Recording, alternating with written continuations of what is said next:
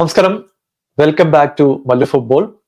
Champions ലീഗിലെ ഈ ഒരു സീസണിലെ ലീഗ് മത്സരങ്ങൾ ഇന്ന് സ്റ്റാർട്ട് ചെയ്തിട്ടുണ്ട്. പുതിയ ഫോർമാറ്റും പുതിയ ആന്തോക്കും ആയിട്ട് ആവേശം ഒട്ടും ചോർന്നു പോകാതെ ആ പഴയ ജോഷോടെ എല്ലാ ടീമുകളും ഏറ്റുമുട്ടി എന്ന് പറയേണ്ടി വരും. എല്ലാ മത്സരങ്ങളും എനിക്ക് കാണാൻ പറ്റിയില്ല. ലിവർപൂൾ AC മിലാൻ മത്സരത്തെക്കുറിച്ചും പ്രധാനപ്പെട്ട ചില സ്റ്റാറ്റുകളെ കുറിച്ചുമാണ് നമ്മൾ ഇന്ന് ഡിസ്കസ് ചെയ്യാൻ പോകുന്നത്. ഇപ്പൊ വിൻസെന്റ് കമ്പനി വന്നതിന് ശേഷം ബയൺ മ്യൂണിച്ചിന്റെ ബുണ്ടേഴ്സ് ലീഗയിലെ ഫോം നമ്മൾ കണ്ടതാണ്. എന്നാൽ ഒരു അടിപൊളി സ്റ്റാർട്ട് തന്നെ UCL ബയണിന് ലഭിച്ചു എന്ന് പറയേണ്ടി വരും. ഒരു ഗോൾ മഴ തീർത്തുകൊണ്ട് 9-2 അവര് ഡിനാമോ സാഗ്രെബിനെ അടിച്ചു പരത്തിയത്.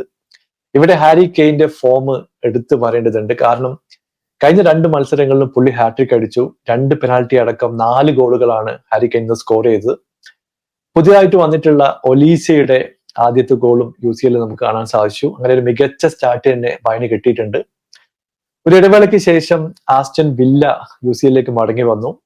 എന്നാൽ 3-0 ഒരു കിടിലം റിസൾട്ടോടെ അവർ യങ് ബോയ്സിനെ പരാജയപ്പെടുത്തി. ഉനയ് എമറിയെ സംബന്ധിച്ചിടത്തോളം ഈ ഒരു സീസണിൽ വില്ലയെ എത്രത്തോളം മുമ്പോട്ട് കൊണ്ടുപോകാൻ സാധിക്കും എന്നുള്ളത് കണ്ടറിയേണ്ട ഒരു കാര്യം തന്നെയാണ്. റയലും VfB സ്റ്റുഗാർഡുമായിട്ടുള്ള മത്സരം എനിക്ക് തോന്നുന്നു one of the best match ആയിട്ടാണ് എനിക്ക് തോന്നിയത്. കാരണം 2 ടീമുകളും ഒപ്പത്തിനൊപ്പം കളിച്ചു എന്ന് പറയേണ്ടി വരും. കാരണം സ്റ്റാറ്റൊക്കെ നോക്കിക്കഴിഞ്ഞാൽ 20 ചാൻസുകൾ റയൽ ക്രിയേറ്റ് ചെയ്തപ്പോൾ 17 ചാൻസുമായി സ്റ്റുഗാർട്ട് തൊട്ടുപുറകെ തന്നെ നിന്നു. 2 ടീമുകളും ചെറിയൊരു വ്യത്യാസത്തിലാണ് ഗോൾ സ്കോർ ചെയ്തത്. എംബാപ്പെ ഇന്ന് സ്കോർ ചെയ്തു. നല്ലൊരു പെർഫോമൻസ് റയലിന്റെ സൈഡിൽ നിന്ന് ഉണ്ടായിരുന്നു. എന്നാൽ ഒപ്പത്തിനൊപ്പം പിടിച്ചു നിൽക്കാൻ സ്റ്റുഗാർട്ടിന് കഴിഞ്ഞു എന്ന് പറയേണ്ടി വരും. 11ഓളം ചാൻസുകൾ അവർ ക്രിയേറ്റ് ചെയ്ത് അൺഫോർച്ചുനേറ്റ്ലി അവർക്ക് കൺവേർട്ട് ചെയ്യാൻ കഴിഞ്ഞിട്ടില്ല എന്നുള്ളത് ഒരു വസ്തുതയാണ്. ഫൈനൽ തേർഡിൽ കുറച്ചുകൂടി ക്ലിനിക്കൽ ആയിരുന്നെങ്കിൽ അവർ 1-2 ഗോളുകളൊക്കെ ഈസി ആയിട്ട് സ്കോർ ചെയ്യേണ്ട ചാൻസുകൾ ക്രിയേറ്റ് ചെയ്തിട്ടുണ്ടായിരുന്നു. മറ്റൊരു മത്സരത്തിൽ എടുത്തു പറയേണ്ടത് ലിവർപൂള് 3-1 AC മിലാനെ പരാജയപ്പെടുത്തി. ഒരു വണ്ടർഫുൾ സ്റ്റാർട്ട് തന്നെ AC മിലാന് ലഭിച്ചു. ക്രിസ്റ്റ്യൻ പുളിസിക്കിന്റെ ഒരു വണ്ടർ ഗോളോടെയാണ് 3ാമത്തെ മിനിറ്റിൽ അവർ തുടങ്ങിയത്. ഇപ്പോ മെയിനോന്റെ ഒരു ലോങ് ബോൾ വരുന്നു. ക്രിസ്റ്റ്യൻ പുളിസിക്കിന്റെ റൈറ്റ് വിങ്ങിൽ ബോൾ കിട്ടുന്നു. പുള്ളി ബോളുമായിട്ട് ബോക്സിലേക്ക് എത്തുന്നു. അലിസൺ ബെക്കറെ കബളിപ്പിച്ചുകൊണ്ട് ഒരു അടിപൊളി ഷോട്ടാണ് പുള്ളി റൈറ്റ് വിങ്ങിൽ നിന്ന് എടുക്കുന്നത്. അത് ഗോളാക്കി മാറ്റാനും ക്രിസ്റ്റ്യൻ പുളിസിക്കിന് സാധിച്ചു. അങ്ങനെ 1-0 ലീഡിലേക്ക് AC മിലാൻ എത്തുകയും ചെയ്തു. എന്നാൽ ഇത് മുതലാക്കാൻ AC മിലാന് കഴിഞ്ഞിട്ടില്ല എന്നുള്ളത് വസ്തുതയാണ്. കാരണം പിന്നീട് അങ്ങോട്ട് ലിവർപൂളിന്റെ ഒരു തേരോട്ടം തന്നെയാണ് കണ്ടത്. ഒരുപാട് ചാൻസുകൾ ലിവർപൂൾ മിസ്സാക്കി. 20ഓളം ചാൻസുകൾ അവർ ക്രിയേറ്റ് ചെയ്തിട്ടുണ്ടായിരുന്നു. മോസല 2 പ്രാവശ്യം വുഡ് വർക്ക് ടെസ്റ്റ് ചെയ്തു. അൺഫോർച്ചുനേറ്റ്ലി പുള്ളിക്ക് സ്കോർ ചെയ്യാൻ പറ്റില്ല. ജോട്ടയ്ക്ക് കിടിലൻ ചാൻസുകൾ ഉണ്ടായിരുന്നു, പുള്ളി മിസ് ചെയ്തു. ഗാപ്കോയുടെ ഒരു മികച്ച പെർഫോമൻസിനെ നമ്മൾ കണ്ടു. ഫ്രണ്ട് 3യുടെ one of the best performance ഇന്ന് കളത്തിൽ ഇറക്കി എന്ന് പറയേണ്ടി വരും. സബോസ്ല ആയാലും ഗാപ്കോ ആയാലും മോസല ആയാലും നല്ല രീതിയിൽ തന്നെ ആ ഫിനിഷിംഗ് മാറ്റി നിർത്തി കഴിഞ്ഞിട്ടുണ്ടെങ്കിൽ നല്ല രീതിയിൽ തന്നെ ചാൻസുകൾ ക്രിയേറ്റ് ചെയ്യുന്നുണ്ടായിരുന്നു.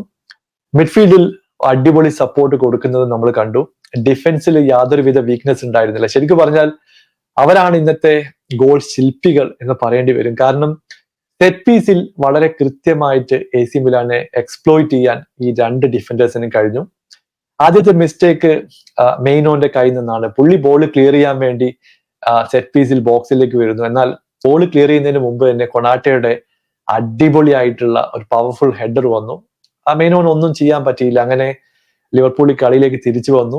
അധികം വൈകാതെ വാൻഡേക്കിന് ഒരു ഫ്രീ ഹെഡർ ഓപ്പർച്യൂണിറ്റിയാണ് AC മിലാന്റെ ഡിഫൻസ് കൊടുക്കുന്നത്. ഇവിടെയും ഒരു 1-to-1 മാർക്കിംഗ് ചെയ്യാൻ AC മിലാന് കഴിഞ്ഞിട്ടില്ല എന്നുള്ളത് ഒരു പ്രശ്നം തന്നെയാണ്.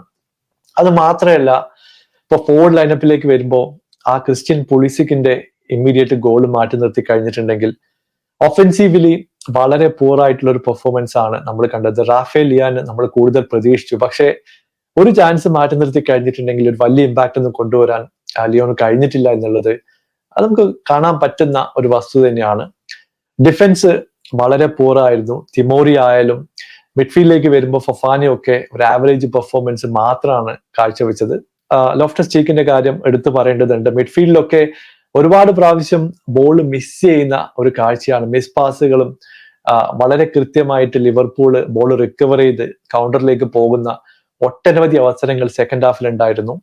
ഇതൊക്കെ കൺവേർട്ട് ചെയ്തിരുന്നെങ്കിൽ ചിലപ്പോ 5-6 ഗോളിലേക്കൊക്കെ കാര്യങ്ങൾ പോവുമായിരുന്നു. പക്ഷെ ക്ലിനിക്കൽ ആയിട്ടുള്ള ഫിനിഷിംഗ് ഇന്ന് സെക്കൻഡ് ഹാഫിൽ വന്നിട്ടില്ല എന്നുള്ളത് ഒരു പ്രശ്നമാണ്. പക്ഷേ 3-1 ഒരു കിടിലൻ ലീഡോടെ ലിവർപൂൾ ജയിക്കുകയും ചെയ്തു.